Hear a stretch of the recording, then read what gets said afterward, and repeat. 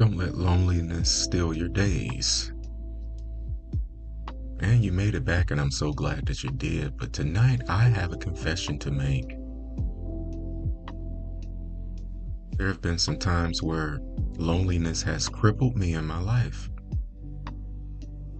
I like to think I'm very strong and ambitious and responsible. But I confess there were times in my life where this deep, deep gnawing ache in my chest, it was just so unbearable. And it almost took away my creativity. It almost made me lose sight of the bigger picture and the things I wanted in my life. And it also made me forget about the people I did have in my life who loved me and appreciated me already. And then there was that constant thought every time I was somewhere, wherever, it didn't matter. Is that my wife? Is she the one? Is it her? Is it her? Is it her? You know what I'm saying? And that's exactly what I want to talk about in tonight's conversation. How sometimes our longing can become the biggest distraction standing between us and our own personal transformation. Because sometimes we can want something so badly that we just accidentally put everything else in our life on hold while waiting for this person to arrive. And tonight, maybe, just maybe, I can give you a different perspective on how to truly embrace a season of isolation. Not as a punishment, not as proof that you've been forgotten,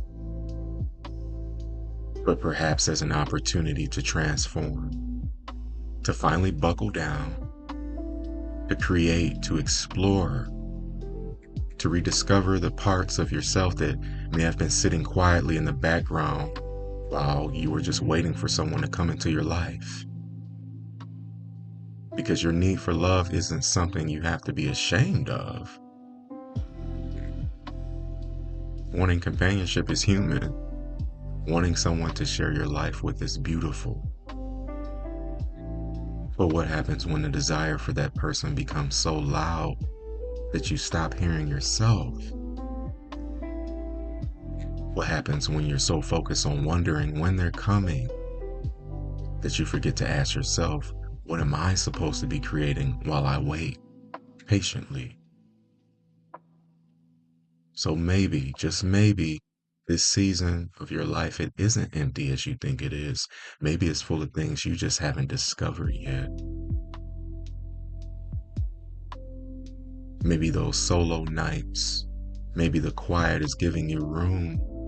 Maybe the solitude is giving you time. Maybe the space you've been complaining about is actually the space you've been needing. And perhaps as you listen to these words, you can allow yourself to consider a different possibility. What if this time to yourself was a gift from God? What if this season was an invitation to dine within all the gifts and talents that He's giving you? What if there are things inside of you that maybe have been waiting for your attention? A book, a song, a business, a painting, a skill, a body of work, a dream you stopped talking about. Maybe a version of yourself that you haven't met yet. And maybe you don't have to discover all of it tonight. You just simply have to begin looking. So the next time you feel that familiar ache like I once did, I want you to try something. Don't fight it. Don't shame yourself for feeling it. Do not tell yourself that you're weak because you want someone beside you.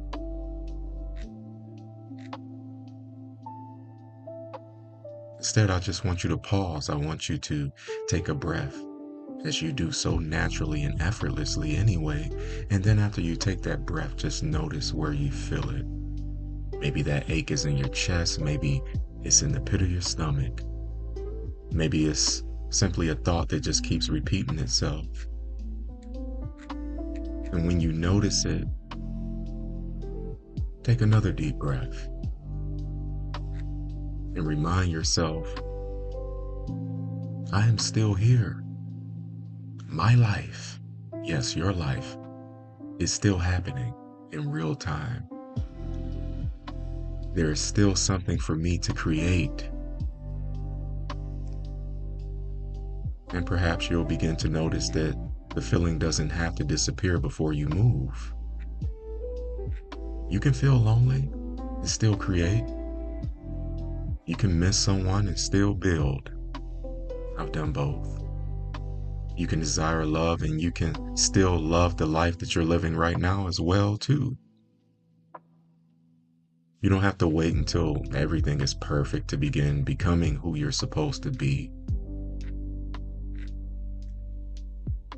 So I want to give you a little anchor tonight. I hope that's all right. Something simple, don't worry.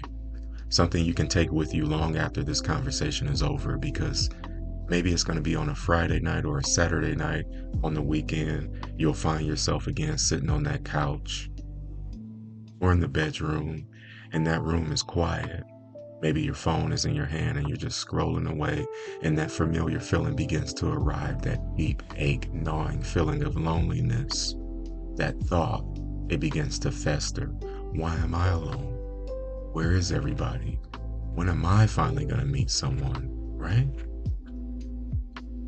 But instead of allowing that thought to still another hour, I want you to remember this conversation and just take a deep breath as you do so, naturally and effortlessly, and count to 3 within your mind. 1, 2, 3. And when you reach the number 3, get up and move. Get up off that couch, get out of that bed, stand up, stretch, walk across that room, pace it a couple times if you have to. And I want you to open that notebook.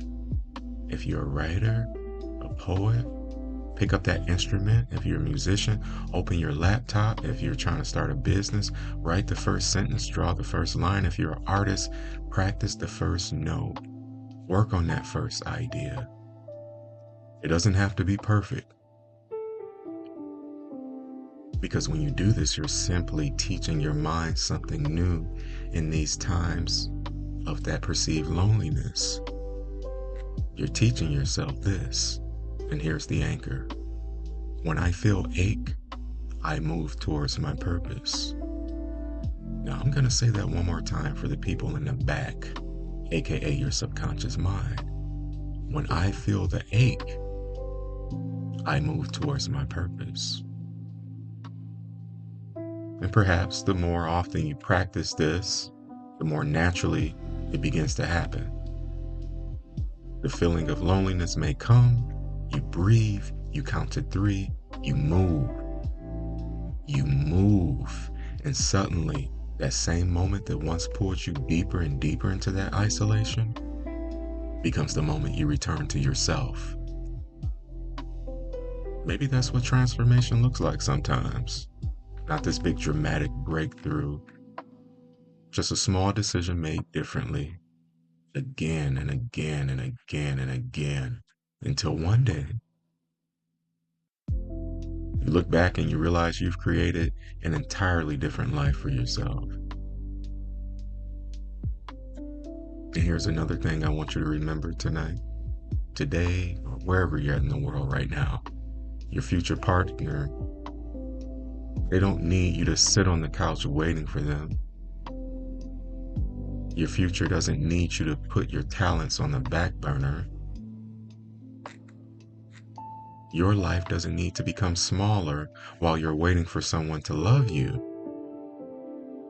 Perhaps the person you're hoping to meet is out there living their own life too, becoming who they need to become. And maybe your only job right now isn't to obsess over when your paths will cross. Maybe your job is to become so deeply involved in your own life that when love does arrive, it has something beautiful to join, not something it has to rescue.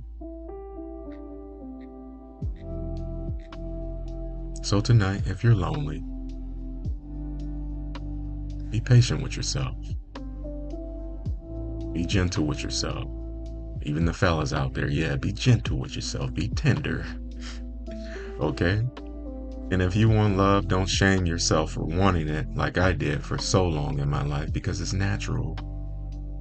But I don't want you to give loneliness permission to steal your days. Don't give an empty seat at the table permission to somehow convince you that you have nothing to bring to it. You have something. Maybe you just haven't discovered it yet. Or like I've done so many times throughout my life, maybe you've just forgotten it. Maybe you've been a little bit too distracted to notice it. But it's there. And perhaps you can begin looking for it tomorrow. And when you wake up, I want you to take a breath. I want you to look around and ask yourself, what can I create today? Not who will love me, not who is coming, not when will my life begin, but what can I create today? And whatever answer comes, go ahead and follow it. Doesn't have to be big, it can be small. Because your life is not on hold, your story is not on hold, your purpose is not on hold, you are living it right now. So if loneliness visits you again, let it visit. But you don't have to invite it to stay. Take a breath, count to 3, and move. There's 1, and there's 2, and then there's 3. And you return to yourself, return to your creativity, return to your purpose, return to the gifts you've been given by God, the universe, or whatever it is that you happen to believe in. Because perhaps the season you thought was keeping you from your life, maybe it was quietly preparing you to finally live it. Good night.